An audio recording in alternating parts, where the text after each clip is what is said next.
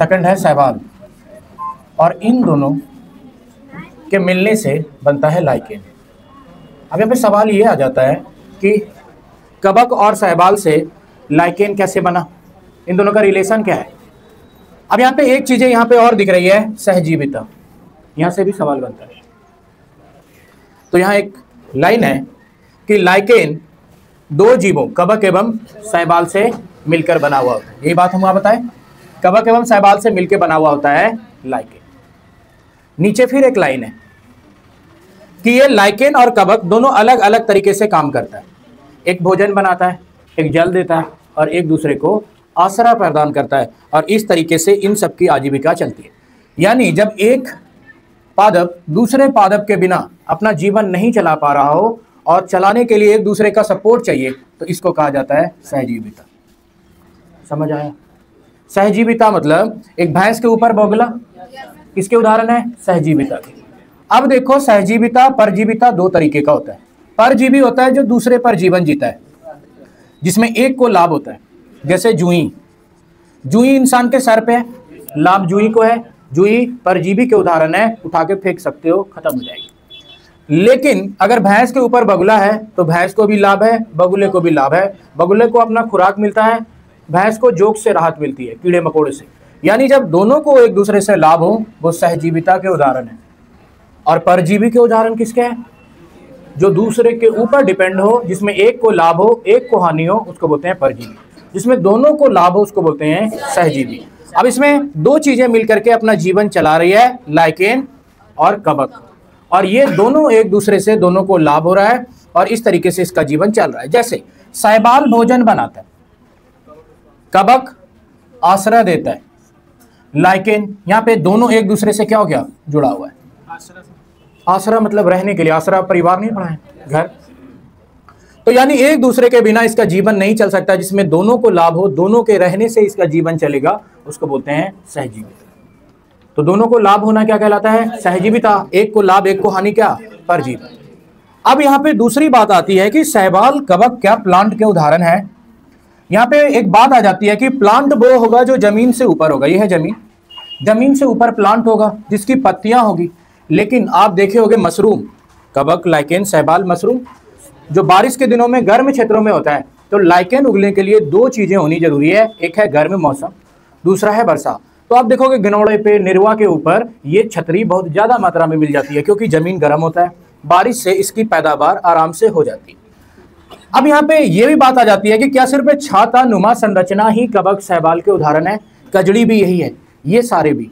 तो ये सारे जितने भी हैं ये प्लांट के एक भाग हैं, लाइकेन, कवक, शैवाल।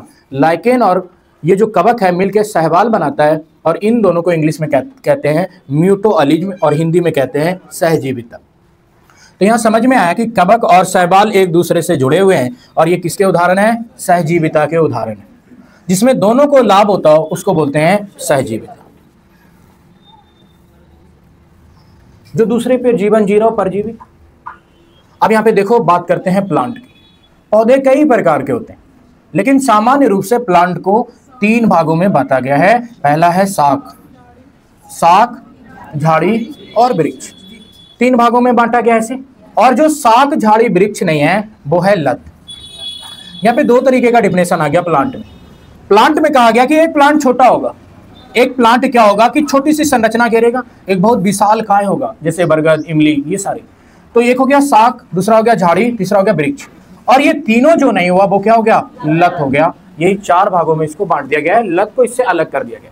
तो प्लांट के कितने पार्ट? तीन, शाख, झाड़ी, वृक्ष। अब यहाँ पे अलग अलग तरीके का, जैसे ये सरसों का पेड़, सरसों का भी तो पेड़ होता है ना, जिसको हम लोग गोटा बोलते हैं। दूसरा हो गया गुलाब, अब फिर हो गया आम। ये तीनों में अंतर दिख रहा। जो छोटी छोटी कांटेदार संरचनाएं होगी, जो बड़ा नहीं, मतलब इतना छोटा नहीं, जैसे पालक, पालक क्या हो गया? शाख। झाड़ी हो गया जो थोड़ा सा कठोर हो, जैसे नींबू, गुलाब। और बड़ा क्या हो गया? जैसे आम, बरगद, ये सारे क्या हो गए? वृक्ष हो गए। यहाँ से यही डिफिनेशन सीखना है, आप पहले से जानते हो इसको। जैसे यहाँ पे दिया गया है शाख के उदाहरण, ये छोटे होते हैं, इनका तना कोमल एवं हरे रंग का होता है। एनसीईआरटी की ये लाइन है हरे रंग का, इसीलिए हम इसमें डाल दिए हैं ये लाल वाला पालक, कि बहुत अच्छा सोचेगा हाँ शाख मतलब हरा। तो तो यहां पे हम डाल दिए हैं साग को लाल। ब्रश काम नहीं कर रहा। यहां देखो कि यहां पे लिखा हुआ है ये छोटा होता है। साग तो समझ में आया कि साग क्या होता है, छोटा होता है। तना कोमल और हरे रंग का होता है। हरे रंग का कोई जरूरी नहीं है, यहाँ पे पालक लाल हो गया तो इसका कसूर है। अब यहाँ पे बात ये करते हैं कि ये जो प्लांट है ये लाल हरा पीला कैसे होगा। इसमें जो वर्णक होता है, वर्णक के कारण होता है, पर्यावरणीय दशाओं के कारण होता है। वो जो प्रकृति का है वो प्रकृति तो लेगा ही, लेकिन ये साग लाल भी हो सकता है, हरा भी हो सकता है, लेकिन पराया कैसे होगा, हरा होगा। यहीं पे क्वेश्चन फंस जाता है कि साग हमेशा हरे रंगों का होता है, तो साग हमेशा हरे रंगों का नहीं होगा, लाल भी हो सकता है, पीला भी हो सकता है। इसमें बहुत सारी शाखाएं होती है, नहीं होती। शाखाएं मतलब क्या होती है, टहनियां। जैसे ये देखो इसमें ज्यादा टहनियां नहीं है, लेकिन गुलाब में देखोगे, नींबू में देखोगे तो इसमें क्या होती है, टहनियां होती है। साग में 3 पॉइंट है। पहला, साग लाल भी हो सकता है, हरा भी हो सकता है, टहनियां नहीं होती, ऊंचाई कम होती है, बहुत ज्यादा कमजोर होता है, हाथों से तोड़ा जा सकता है। साग के उदाहरण है, समझ आया क्या बोले, कि टहनियां नहीं होती, बहुत कमजोर होता है, अनेक रंगों का भी हो सकता है। ये हो गया जैसे गेहूं, धनिया, धान, मेथी, पालक, जिसको तोड़ा जा सकता है हाथों से, किसके उदाहरण है, साग के। अब दूसरा और एक चीज है जिसमें हड्डी नहीं होगा, वो साग होगा। हड्डी का मतलब है लकड़ी। जैसे बहुत आदमी अब ये सोचेगा सर केले के गाछ को तो तोड़ा नहीं जा सकता, तो जिसके अंदर भी लकड़ी की संरचना नहीं होगी वो साग के उदाहरण होंगे। जैसे केला, केला क्या है, साग। हो गया खत्म साग। तो साग में हम ये समझे कि जिसके अंदर लकड़ी नहीं होगी, आराम से तोड़ा जा सकता है, और अगर कमजोर लकड़ी हुई तो वो झाड़ी के उदाहरण हो जाएंगे, वो झाड़ी में चला जाएगा। जैसे केला, पपीता भी उसी में आ जाएगा, जितना सोच सकते हो आप। पपीता में नहीं रहता है। अब मान लो कि दे दिया पपीता, पपीता अभी तक नहीं आया तो पपीता को भी साग में ले लेना। जो भी कमजोर संरचनाओं का होता है जिसमें लकड़ी नहीं होगी वो किस में जाएगा, साग में जाएगा। साग छोटा होता है, उसमें टहनियां नहीं होती, कमजोर होता है, कई रंगों का हो सकता है। साग प्लांट के सबसे छोटे उदाहरण है। अब यहाँ पे आ गया झाड़ी। झाड़ी में क्या हो जाएगा, झाड़ी मतलब ये क्या होगा, इससे बड़ा होगा, किससे, साग से बड़ा होगा झाड़ी। इसमें उदाहरण क्या चला गया, नींबू। झाड़ी साग से बड़ा होगा, इनका तना कठोर होता है, ज्यादा मोटा नहीं होता, इनमें सारी शाखाएं मतलब थोड़ी बहुत शाखाएं होती है। जैसे गुलाब, नींबू, गुड़हल, ये हो गए 3 उदाहरण जो एनसीईआरटी में दिए गए। गुलाब, नींबू, गुड़हल ये झाड़ी के उदाहरण हैं। तना, इसमें साग, झाड़ी में अंतर पता चला कि इसमें कुछ कुछ टहनियां होंगी। जैसे ये देखो, ये और ये साग से थोड़ा बड़ा होगा और कठोर होगा। केला किसके उदाहरण है, साग के। वृक्ष तो नॉर्मल है, गर्मी हमको इतना ज्यादा लगता है, मैंने ये पोल्ट्री शरीर है इसलिए। वृक्ष देखो ये झाड़ी से बड़े होते हैं, इनका तना मोटा एवं गहरा होता है, ये समझ में आ गया। जैसे आम, अमरूद, जामुन, नीम, पीपल, कैसे चलेगा फैन, क्या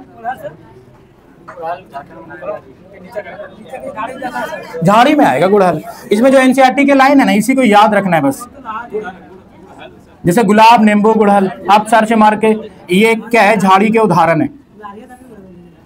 अब देखो हम लोग 3 चीजें बात किए, नॉर्मली 3 चीजें बात किए, तीनों चीज देख लेते हैं। साग, साग बहुत कमजोर होगा, ये इतना समझ आया रिकॉल कि साग बांस गौन उपज है, बांस को हम झाड़ी में रख सकते हैं, लेकिन बांस को घास कहा जाता है सरकार के वन संरक्षण अधिनियम 2007 में, लेकिन बांस झाड़ी में आ जाएगा। ठीक है, बांस को गौन उपज घास में रखा जाता है, लेकिन हम उसको साग में नहीं रख सकते, झाड़ी में रखेंगे, क्योंकि एनसीईआरटी का डिफिनेशन है वो कठोर नहीं होगा। आपको बस एक केला है जो उसके उदाहरण है, जिसके अंदर ठोस संरचनाएं नहीं होती, एक तलवार में काटा जा सकता है, इसलिए हम उसको रखते हैं साग में। हम 3 बताए, प्लांट के 3 भाग, साग, झाड़ी, वृक्ष। साग मतलब बहुत कमजोर, टहनियां नहीं होगी और आसानी से उसको तोड़ा जा सकता है, कई रंगों का होता है, रंग वर्णक पे डिपेंड करता है। झाड़ी में टहनियां होगी, कमजोर होता है, उतना भी मजबूत नहीं होता है। झाड़ी में आ जाएगा नींबू, गुड़हल, गुलाब, छोटे छोटे संरचनाओं का जिसको झाड़ी बोलते हैं। वृक्ष में कठोर संरचनाएं, उसमें क्या होगी, टहनियां अत्यधिक होगी, लंबा विशालकाय होगा, जाइलम फ्लोएम की क्रिया मैक्सिमम अमाउंट में करेगा, लंबी अवधि तक जिएगा, हजारों सालों तक। अब देखो बात करते हैं हम लोग लतों की। लत हो गया ना अगला, कि जो जमीन पे सीधा खड़ा नहीं हो सकता, वो वृक्ष के उदाहरण तो होंगे, लेकिन लत, वो पादप के उदाहरण तो होंगे पर वो लत होंगे। अब यहाँ पे सवाल ये बन जाता है कि वहां पे दिया रहता है कि सभी वृक्ष पादप हैं परंतु लत पादप के उदाहरण नहीं है। तो पादप मतलब प्लांट, प्लांट मतलब जो सारी हरी चीजें जो हम देख पाते हैं, लाल चीजें, जो भी जंतु छोड़ा के जिसमें जीवन है, जो उत्पादन करता है, वृद्धि करता है, वो पादप के उदाहरण है। तो पादप के उदाहरण है। क्या ये जो लत है ये पादप नहीं होगा? होगा ना। तो जो वृक्ष, साग, झाड़ी के अलावा ये लत भी पादप के उदाहरण है। और ये लत दो तरीके का होता है, विसर्पी लता और आरोही लता। विसर्पी लता लंबी दूरी की यात्रा करता है। अगर घर में लगा दो तो अल्बेस्टर से आधा गांव कद्दू फैल जाएगा, परोल का लत फैल जाएगा। तो ये जो लंबी दूरी यात्रा करता है जो लत, उसको बोलते हैं विसर्पी लत। क्या पादप, वृक्ष भी तो पादप ही है ना। देखो पौधा छोटा होता है, पर हर पौधा तो छोटा ही होता है, धीरे धीरे बढ़ता है। बच्चा भी छोटा होता है, फिर धीरे धीरे बड़ा होता है। तो छोटा से क्या मिसाल है? पादप का मतलब है कि वो सारे जानवर छोड़ के सारे तो पादप ही हो गए ना। जैसे वृक्ष भी पादप ही है। लेकिन बहुत आदमी कह देता है गाछ, तरबूज का गाछ। तो तरबूज का गाछ नहीं, तरबूज का लत। ये होता है, लत और गाछ में अंतर है। गाछ चला गया दूसरे कैटेगरी में, गाछ मतलब वृक्ष। तो यही है। तो विसर्पी लत होता है जो लंबी यात्रा करे, जैसे कद्दू, परोल, जो भी चीजें दूर तक जाता हो जिसका लत, उसको बोलते हैं विसर्पी लत। आरोही लत छोटी दूरी तक जाता है, जैसे मटर का प्लांट, ऐसे खींचोगे ना थोड़ा सा बढ़ेगा, वो अपनी छोटी सी संरचनाओं तक रहता है। जो दूर तक लत चला जाए उसको क्या बोलते हैं? विसर्पी लत। और जो कम दूरी तक जाए उसको बोलते हैं आरोही लत।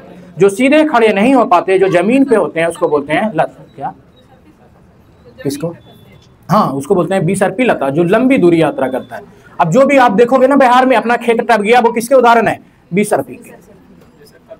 हाँ, सारा जितना सोच सकते हो, जो भी दूर तक जाए, जिसको अपने, जिसका दूसरे का फसल अपना बोल के तोड़ा जाए, सारे किसके उदाहरण है? विसर्पी के। अब पौधे के भाग, जड़ है, तना है, फूल है, पत्ती है, ये सारे भाग है। तो अब यहाँ पे बात करते हैं जड़। जड़ दो तरीके का ऐसे क्वेश्चन बना हुआ है। जड़ दो तरीके के होते हैं। हरे रंगों के बाद जो नीचे की संरचनाओं वाले होते हैं, जहां तक धूप की पहुंच नहीं पहुंच पाती, जो यहां से खनिज और लवण को प्राप्त करते हैं। जड़ खनिज मतलब क्या होता है? खनिज मतलब होता है डीएपी, यूरिया, पोटाश, जो भी हम जड़ों में डालें।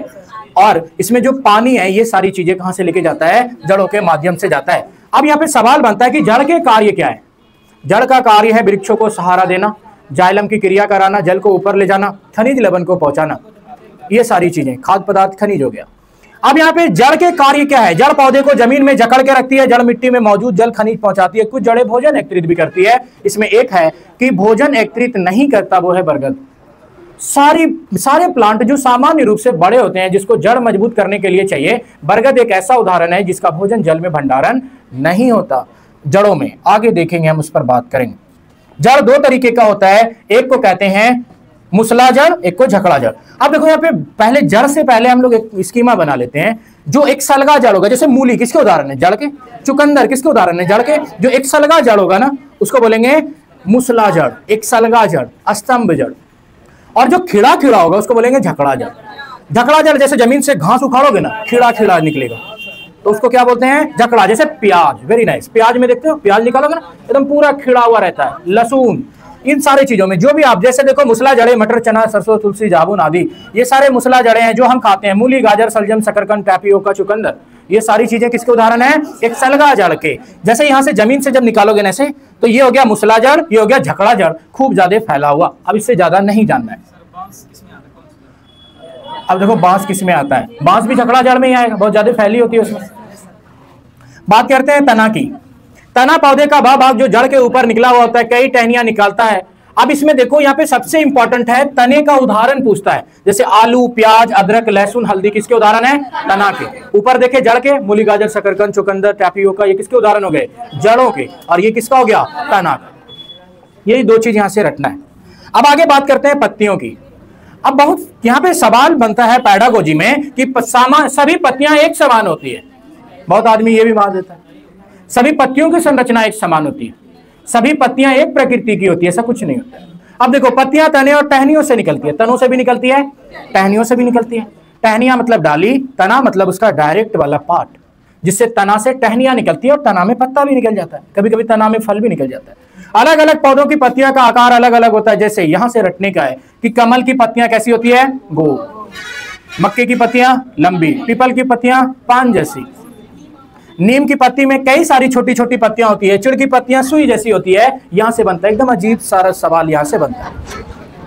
अब यहां से पत्तियां मुख्य रूप से हरे रंगों की होती है क्लोरोफिल के कारण। क्लोरोफिल प्रकाश संश्लेषण में मदद करता है, जिसमें फोटोसिंथेसिस क्रिया सूरज की प्रकाश की रोशनी में करता है, खाना बनाता है और अलग अलग अंगों तक फ्लोएम की क्रिया के द्वारा लेके जाता है। हाँ जी, क्या चुकंदर में भी एक सलगा जड़ आएगा, मुसला जड़। आलू तो तना के उदाहरण हो गए। आलू देखो, ऊपर में हम कुछ नाम कराएं, इतना मतलब जो है ना, जो जड़ है, जड़ में 5-6 नाम है, तना में 5-6 नाम है, बस इतना कर लो, बाद बाकी छोड़ दो। देखो पत्तियों के कार्य क्या क्या है, यहां पे कुछ चीजें आती है। पत्तियों के अंदर रन होता है। हाँ जी, चीड़ की पत्तियां सुई के जैसी होती है, चीड़ की पत्तियां सुई के जैसी पतली होती है। हम तो यहाँ नीम की पत्तियां डाल दी, चीड़ी डाल देते। तो आप क्या करना कि विकिपीडिया मार लेना बाहर जाके कि चीड़ की पत्तियां कैसी होती है, पतली बारीक सुई संरचनाओं जैसी होती है। तो इसमें क्या एनसीईआरटी के लाइन है, इसलिए हम डाल दिए हैं। उसमें क्या कि निम्नलिखित में से पत्तियों के उदाहरण है जिसकी संरचना सुई जैसी होती है, तब फिर दिक्कत हो जाएगा। अब है पत्तियों के कार्य। पत्तियों के अंदर रन होता है, इसी रन के माध्यम से क्या करता है, ये प्रकाश संश्लेषण करता है।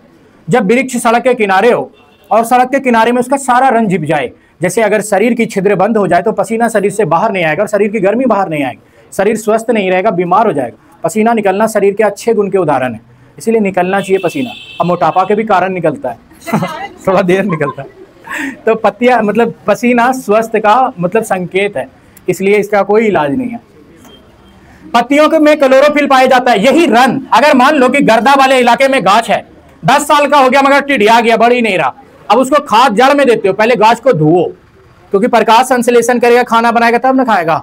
बहुत आदमी जड़ को साफ करता है, उसके पत्तियों को साफ करो, क्योंकि प्रकाश संश्लेषण कौन करता है, पत्तियां करता है। इसलिए नहलाओ एकदम सर से गाछ को, उसका रन साफ हो जाएगा तो प्रकाश संश्लेषण की क्रिया करेगा। पत्तियों में क्लोरोफिल होता है और ये सबसे ज्यादा जो पत्तियां प्रकाश संश्लेषण की क्रिया करती है, किस रंगों में, लाल रंगों। अब यहां पे आया कैक्टस नेपेंटिस। ये नेपेंटिस के बारे में बात कर लेते हैं, यही था ना यहां से सवाल। यहां देखना सारे लाइन यहीं पे लिखे हुए हैं कि यह एक कीट भक्षी कीड़े मकोड़े को खाने वाला पौधा है। तो कीट भक्षी पौधा किसको बोलते हैं, नेपेंटिस। इसके अलावा मेंढकों, चूहों एवं छोटे छोटे जीवों को भी खा जाता है। एनसीईआरटी की लाइन यही था ना उस दिन, कीड़े मकोड़ों एवं छोटे छोटे जीवों को भी खा जाता है नेपेंटिस। इसमें प्रकाश संश्लेषण होता है। अब यहाँ पे ये कहा जाएगा कि ये जो है नेपेंटिस, ये प्रकाश संश्लेषण नहीं करता होगा, इसीलिए कीड़ा को खाता है, नहीं तो ये खाना बना लेता। बहुत दिमागदार ये सोचता है। तो ये प्रकाश संश्लेषण भी करता है लेकिन नाइट्रोजन फिक्सेशन नहीं कर पाता, इसलिए नाइट्रोजन के लिए इसको कीड़े मकोड़े पर निर्भर रहना पड़ता है। और बुक में लिख देता है इसका शिकार करता है। ये शिकार नहीं करता, तलवार छुरी लेके नहीं रहता है। इसके अंदर इसकी संरचनाएं गोल कीप आकार की होती है। इसमें जाने के बाद कीड़ा निकल नहीं पाता। आप देखोगे कि हौद में चूहा उछल उछल के मर जाता है। क्या हौद उसको मारा? एक तो अगर डलिया भी है, ज्यादा गहरा है, उसमें भी चूहा जाके उछल उछल के मर जाएगा। ऐसे इसमें भी तो चला गया, एंट्री है, अब आओगे कैसे? उछलो अंदर, उछल उछल के मर जाता है। मर गया तो यही फिर नाइट्रोजन फिक्सेशन मरे हुए से ही वो प्राप्त करता है। यह लंबे घड़े जैसा होता है जिसके ऊपर पत्ती नुमा ढक्कन लगा होता है। पत्ती नुमा ढक्कन लगा होता है, छोटी छोटी कांटे नुमा संरचना होती है। इसमें से खास खुशबू निकलती है जिससे कीड़े मकोड़े इसकी ओर आकर्षित हो जाते हैं, इसके घड़े में फंस जाते हैं और इसका शिकार बन जाते हैं। यानी एक अच्छी तरीके का गंध करता है और कीड़ा मकोड़ा इसकी तरफ अट्रैक्ट हो जाता है। ये गाना नहीं गाता।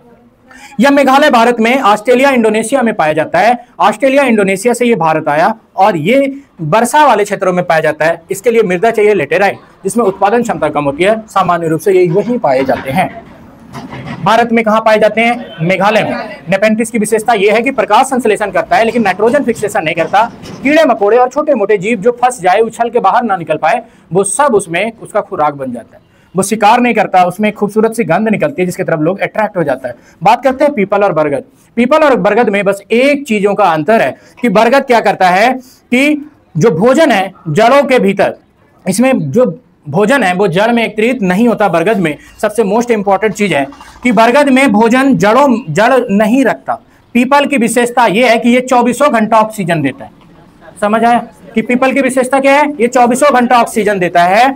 और इसकी विशेषता यह है कि इसका जो भोजन है वो जड़ में एकत्र नहीं होता।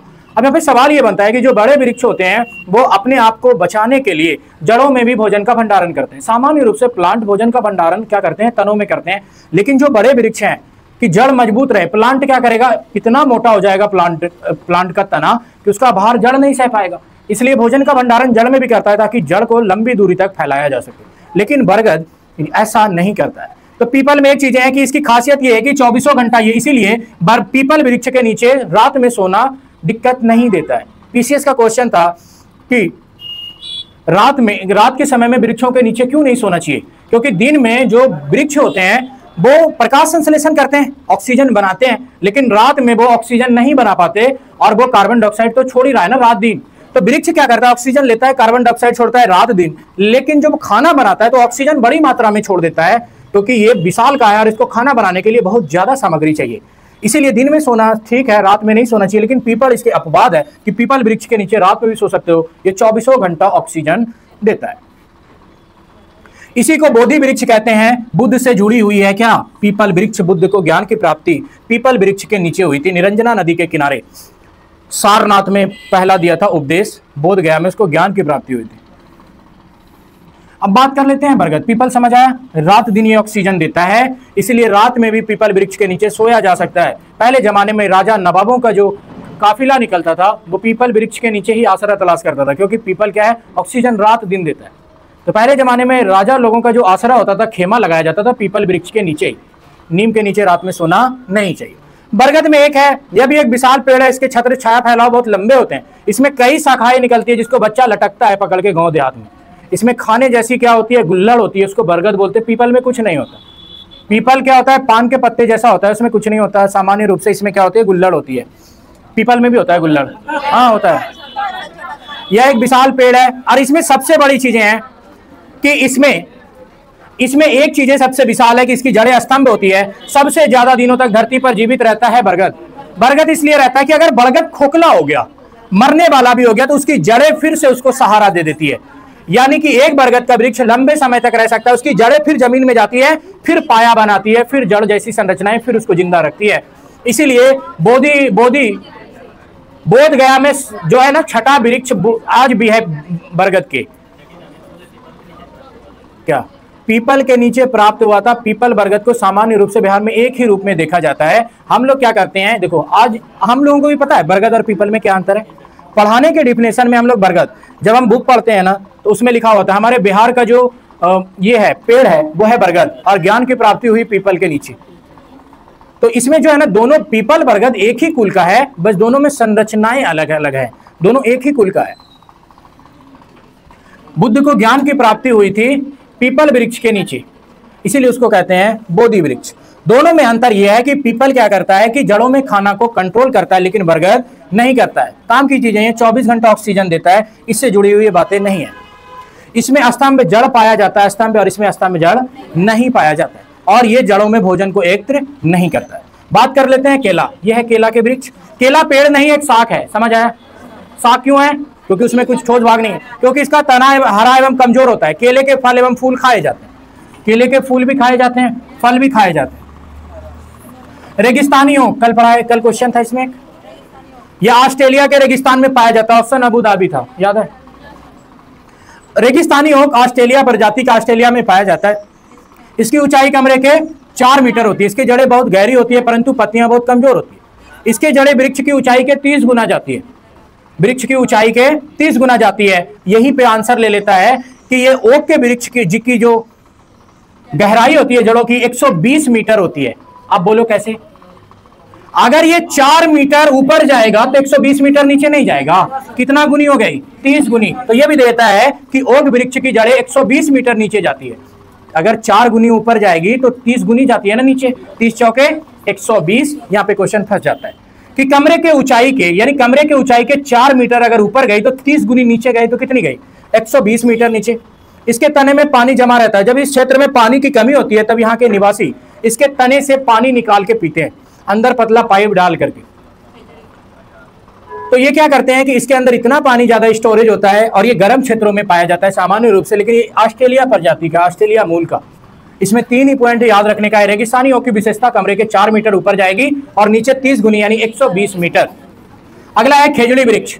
खेजड़ी रेगिस्तानी क्षेत्रों में पाई जाती है। भारत के रेगिस्तान में इसकी लकड़ी में कीड़ा नहीं लगता। इसकी फल की सब्जी बनाई जाती है, दवा भी बनाई जाती है, और इसे पानी की ज्यादा जरूरत नहीं होती। इसलिए रेगिस्तानी क्षेत्रों में ओक के वृक्ष को राज्य वृक्ष कहा जाता है। जैसे वहां ऊंट को रेगिस्तानी जहाज कहा जाता है कि लंबे समय तक बिना पानी पिए गद्देदार पंजों की वजह से तेज तेजी से भाग सकता है, इसलिए रेगिस्तानी जहाज ऊंट को कहा जाता है। वैसे ही इसको कहा जाता है रेगिस्तानी वृक्ष, क्योंकि इसकी सब्जी भी खाई जाती है, दवा भी बनाया जाता है, और इसकी लकड़ी में घुन नहीं लगता क्योंकि ये तीता प्रकृति का होता है खेजड़ी, और खेजड़ी वृक्ष से ही जुड़ी हुई थी, खेजड़ी राजस्थान।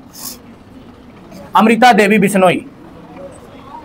नीम का वृक्ष, यह एक पतझड़ वृक्ष है। पतझड़ मतलब क्या? ये हमारे क्षेत्रों में पाया जाता है। हमारे यहाँ पे जो पर्णपाती वृक्ष पाए जाते हैं, पतझड़ वृक्ष, कभी क्या होगा कि पत्ता पूरा झाड़ देगा, इसीलिए इसको बोलते हैं पतझड़। इसके फल को निबोली कहते हैं, जिसको खाया भी जा सकता है, हल्का तिक्ता मीठा लगता है। आयुर्वेद के अनुसार ये बहुत उपयोगी है। इसके उपयोग से रोग प्रतिरोधक क्षमता बढ़ती है, बीमारियां दूर होती है। इसको जैविक कीटनाशक कहा जाता है। जैविक मतलब प्राकृतिक रूप से, कीटनाशक यानी कीड़े को मारने वाला, और यही अगर अजैविक होता तो यानी क्या होता? Chemical based. जैविक प्राकृतिक को कहते हैं, केमिकल को अजैविक कहते हैं। तुलसी, यह एक शाक है, इसमें भी ज्यादा जान नहीं होती। भारतीय संस्कृति में इसको पूजनीय माना जाता है, औषधि बनाया जाता है। ये सारी चीजें नॉर्मली ज्यादा इससे आता नहीं कुछ। अब यहाँ पे रह गया सवाल, सवाल दिखाते हैं, काम खत्म। सबसे इंपॉर्टेंट हो गया सवाल ही।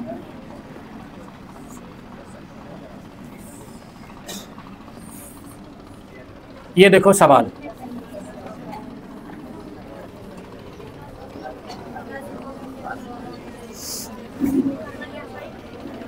क्या गया? मरी जाएंगे रे बाल, फैन नहीं चलता है इसका। कहां से टिपना जरा?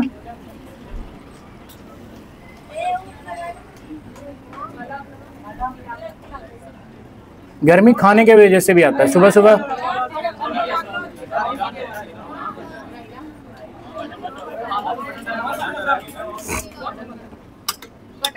चल गया, शुक्र है।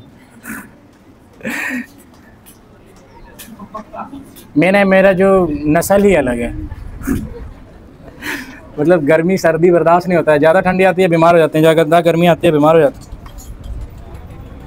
क्या गया आंसर? 1 नंबर। देखो, प्रकाश संश्लेषण के दौरान हरे पौधे निम्न में से, प्रकाश संश्लेषण के दौरान हरे पौधे क्या करते हैं? प्रकाश संश्लेषण के दौरान हरे पौधे क्या करते हैं? आप देखो यहाँ पे क्या कह रहा है? सोख लेते हैं। तो सोख किसको लेते हैं? कार्बन डाइऑक्साइड को ना। सोखते किसको हैं? Carbon dioxide. अब यहाँ पे कहता बना देते हैं, तो क्या? ऑक्सीजन। Carbon dioxide. अब यहाँ पे देखो, प्रकाश संश्लेषण में कार्बन डाइऑक्साइड न सोखते हैं जी, वो तो नॉर्मल तो सांस लेने में ना ऑक्सीजन लेते हैं। प्रकाश संश्लेषण क्यों दिया? दिया कि प्रकाश संश्लेषण में तो सोखते किसको है? Carbon dioxide. फिक्स कौन सी को करते हैं? ऑक्सीजन। अब यहाँ पे देखो खेजड़ी वृक्ष के बारे में, कार्बन डाइऑक्साइड गैस है, CO2, जो हमारे वायुमंडल में 0.03% घुला हुआ है।